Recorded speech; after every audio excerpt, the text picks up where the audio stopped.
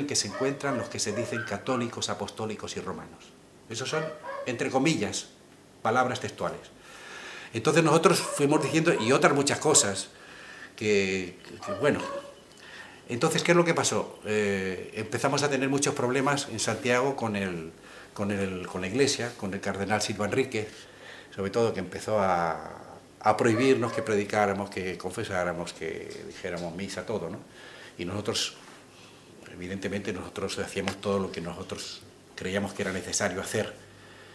Y bueno, cada vez todo esto se iba juntando más gente allá, iba mucha gente, fue gente de Argentina, fue mucha gente de aquí de Argentina y de otras partes de América, y fue juntándose en la parroquia gente que no eran de la parroquia misma, ¿ves? Que simplemente porque fue un caso muy aireado en la forma de la prensa y la televisión. O sea, yo por ejemplo tenía una hermana en Filipinas que era monja y se enteró allí por los diarios. O sea, porque éramos un grupo de curas que o sea, la prensa los llamaba los curas rebeldes. Entonces nosotros nos prohibieron todas esas cosas y nosotros dijimos que no, o sea, que nosotros nos querían hacer un juicio eclesiástico. Usted sabe que en el derecho civil y está el derecho canónico también, bueno, entonces el juicio ese paralelo, y fue un compañero nuestro, compañero de la universidad que era de los abogados de la Iglesia, que nos iba a defender. Digo, pero ¿qué nos tienes que defender? Y dice, no, te lo voy a defender porque si no pueden tener problemas. Digo, pero ¿qué problema podemos tener? Y bueno, que les pueden expulsar, les pueden excomulgar. Digo, ¿y cuál es el problema? Para nosotros no hay ningún problema. Nosotros nos vamos ya, cuando quieran, no tenemos ningún problema. Y bueno, entonces cuando vieron que las cosas se estaban poniendo así difíciles, la gente se tomó la parroquia. Fue una movida grande. Así no, fue muy grande la movida.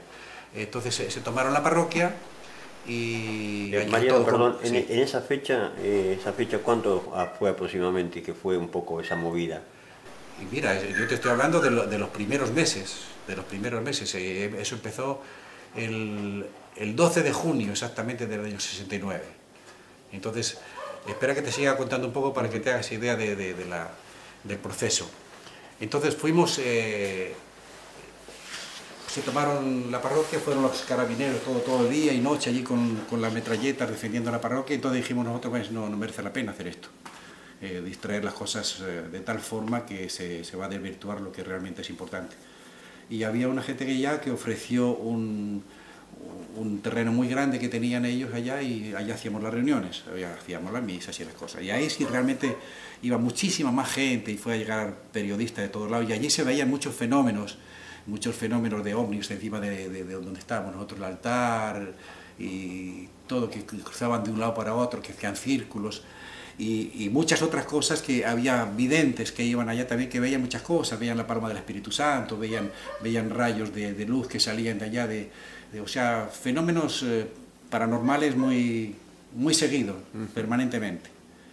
Y bueno, después eso se terminó, se terminó porque nos dijeron estos seres que ellos no habían venido a hacer religiones ni nada, entonces la gente se estaba tomando todo ese tipo de cosas como una religión más, ¿entiende? Como una creencia. Entonces nos dijeron que eso lo dejáramos, o sea, eso, que cada uno tendría que conocerse a sí mismo y encontrar la verdad por sí mismo, porque esto no era ninguna creencia organizada. Entonces nosotros nos fuimos a Temuco, al sur de Chile, allí estábamos viviendo con los indios, y sobre todo nos fuimos también para investigar dentro de nosotros mismos y conocernos, porque son cosas muy fuertes, todas estas situaciones de interior, de cambio total de mentalidad, ¿no? ¿Usted se sentía más iluminado? Y sí, o sea, si iluminado llamas a ver las cosas más claras, sí. Sí, evidentemente. O sea, se ve mucho más. O sea, y no es porque no tengamos no es la iluminación sería otro estado más superior, pero como que estamos acostumbrados, los seres humanos, a no querer ver las cosas. O sea, en ese sentido hay una corrupción en todos los seres humanos, pero una corrupción institucionalizada ya dentro de nosotros mismos. No es la corrupción del político que se roba o de eso también. Pero lo que realmente cada uno de nosotros estamos condicionados, es una devaluación de la verdad. Una devaluación. Nosotros tenemos conciencia de muchísimas cosas, pero no le hacemos caso. No le hacemos caso. Una de las cosas, por ejemplo, que nosotros les dijimos a estos maestros de Andrómeda en su momento allá, les decíamos, cuando ellos nos decían, no, pero mire, y fíjense en esto y en esto y en esto, nos señalaban cosas que realmente estábamos equivocados. Y nosotros decíamos, bueno, serán cosas inconscientes. Dicen, no, conscientemente lo hacen. O sea, como que a los seres humanos todas las cosas están en la conciencia de una o de otra forma, ¿ves? Lo que pasa es que cuando no nos interesa una cosa, pasa a la trastienda y ahí queda. Pero siempre hay una vocecita de repente que te da, aunque sea un pequeño malestar, cuando hay alguna cosa que no ha funcionado bien. Bueno, entonces, ¿qué pasó? Después, estando viviendo allá en Temuco, se presentó un día la policía, o sea, la policía Interpol. ¿Todavía lo seguía sí, corriendo, buscando? Claro, o sea, me buscaron a mí. Ajá. Me buscaron a mí porque había llegado un hermano mío de España y un compañero cura también de allá, y estaban hablando con el cardenal Silva Enríquez y con Frei, el presidente, el hijo de Frei, porque no con el padre, con el hijo, que parece ser que era compañero de estudios o amigo de mi hermano en España, con el tipo que había estado, y entonces trataron de sacarme del medio de a mí. Y bueno, entonces me llevó la policía, me llevó a Santiago, 500 kilómetros de Temuco, y me detuvieron allá. Estuve una semana detenido, y yo les preguntaba a la... ¿El cargo? Sí, o sea, no, me trataron muy bien, trataron muy bien porque en la noche me encerraban y luego en el día estaba con la Policía Internacional, estaba allí con el jefe de la policía, entonces él me decía, dice, mire, don Mariano, pues, ¿por qué no se va? ¿Por qué no se va del país? Mire que le van a expulsar, y luego va a ser muy difícil entrar. Cuando usted le expulsan de un país es muy difícil para entrar. Y digo, mire, yo primero no me voy porque no he hecho nada malo. Y segundo, que si me llegan a expulsar, voy a volver. Y al primero que va a venir a saludar va a ser a usted. Y bueno, así fue. O sea, me expulsaron y me llevaron allí. Estuve en España en una clínica psiquiátrica, me metieron allá. Mariano, sí. La salida del año, de la expulsión desde Chile, ¿en qué año fue? Y bueno, fue ese mismo año. Ese mismo año. Ese mismo año fue. ¿Y estabas, al final de año? Ajá. ¿La expulsión fue de parte de usted nomás? No, mía, o sea, yo le explico. Fue la expulsión, a mí me expulsaron el primero, diríamos. Entonces yo cuando me fui a España, enseguida estos seres, los maestros de Andrómeda, dijeron que todo el otro grupo se tenía que salir del país porque nos iban a expulsar de a uno. De a uno iban a hacer lo mismo con cada uno. Entonces, en esa reunión que yo les decía que había fuera de la parroquia, cuando se dejó la parroquia, había unos periodistas argentinos también, unos de la Cerda se llamaban, que eran periodistas de San Fernando del Valle, Catamarca, eran de allá. Entonces ellos nos dijeron en ese momento, estuvimos hablando mucho rato con ellos, nos dijeron, miren, cualquier cosa que se les presente a ustedes, algún problema o que tengan esto, no tengan ninguna duda, vengan a Catamarca, que nosotros allí tenemos un lugar para ustedes. Y bueno, pasó y se fueron para allá.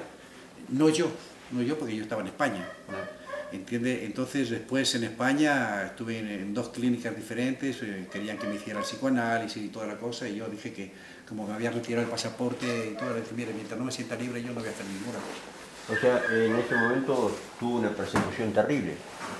Sí, o sea, psicológica vendría a ser. O sea, lo que pasa es que ahora se entienden más algunas cosas, ¿no? Pero por ejemplo, en unas creencias que son totalmente cerradas, totalmente tradicionales de siglos, entonces es muy difícil de entender para una familia y para otros que no son familia también, el que uno que ha sido sacerdote, que estudió tanto tiempo así que de la noche a la mañana se terminó, o sea, no pertenece más a la iglesia, en otras cosas no se terminó para nada, pero en la pertenencia a una institución sí. Y en ese entonces, los maestros de Andrómeda, ¿de dónde decían venir? De Andrómeda. Ajá. Es una galaxia. Sí, de la galaxia de Andrómeda. Ajá. O sea, de todo ese tipo de cosas a nosotros no nos dieron mayores detalles. Ellos sí que nos dijeron que pertenecían a la galaxia de Andrómeda y que de allí venían. Y luego después nos fueron diciendo más cosas, pero sin detenerse mucho en los detalles geográficos, igualmente con las naves y todo ese tipo de cosas que eran y que no eran. O sea, yo esto le he resumido un poco todo este tipo de cosas que pasaron, ¿no? Entonces, cuando estaba yo allí en España, en la clínica esa, fue un compañero también, sacerdote, que estaba en Catamarca, y fueron a España y solicitaron un abogado, y fueron a la clínica y bueno, lograron sacarme. O sea, allí en la clínica era una clínica de mucho prestigio y no querían tener problemas que salieran en la prensa de que estaban metiendo la gente. Eso es un poco lo que es claro. No, pero o sea, allí mismo en la clínica esa, que era una clínica que estaba entre Segovia y Madrid, allí en la sierra que llaman, una clínica, yo no creo que haya otra mejor en España, era un 5 estrellas, así la cosa, tremendo era. Y allí también se presentó el obispo de Segovia, yo soy de Segovia, de allá de España, y se presentó allá un día y me dijo, mire Mariano, yo con ustedes, contigo no hemos tenido ningún problema aquí, así que si tú quieres seguir aquí en la iglesia, si quieres aquí incluso en la clínica hacer la misa, lo que quieras, bueno, le dije muchas gracias, no es ese mi deseo, ni mi realidad va por otro lado. Y entonces siempre me tomaban el pelo, el director de la clínica, el doctor Molina, que era un gran psicoanalista, me decía, pero ¿cómo vas a creer en esas cosas de los extraterrestres? ¿Y cómo se pueden tener esas creencias? Y yo le dije, mire, si vamos a evaluar lo absurdo o lo incongruente, o no, póngale el apelativo que quiera, de las creencias, yo creo que usted me tendría que responder una cosa también. ¿Usted es católico? Dice, sí. ¿Y usted va a misa? Sí. ¿Y usted va a comulgar? Sí. ¿Y usted cree que esa hostia que le dan blanca es el cuerpo de Cristo? Sí. Bueno, ahí tiene una creencia peor que esta todavía, como creencia. Lo desarmó él. Bueno, pero es lo mismo porque, por eso, son cosas muy delicadas, ¿ves? Muy delicadas porque hay que ir a los hechos. Las creencias es lo que nos está dividiendo a todos los seres humanos. Las creencias de toda naturaleza. Las creencias, eso siempre nos dividieron y fueron hechas para eso, para dividir, porque fueron hechas por el egoísmo humano. Y usted ve en lo que han terminado. Eso no hace falta decir que el Vaticano es el centro de corrupción seguramente más grande de la Tierra. Y hace poquitos días se ha filtrado una noticia de ese mayordomo también. Hay veces que también en su momento cuando el Papa Pío XXIII había tenido un encuentro con extraterrestres. Sí, algo sí, Juan XXIII parece, ¿no? Sí, alguna expresión más o menos correcta, él dijo, correcta, como que por lo menos sabemos que no estamos solos en el universo, alguna cuestión parecida, eso es lo que yo escuché. No sé qué veracidad tiene esa cuestión, ¿no? Pues para el caso es lo mismo, ¿no? Esa noticia también fue dada un poco por un secretario en su momento cuando, bueno, después que había fallecido el pontífice, se dio a conocer, bueno, eso un poco, pero él se refirió a ese momento como algo, como dice usted, también algo que no estamos solos. Claro, lo que pasa es que siempre en la teología y eso siempre había preguntas que se hacían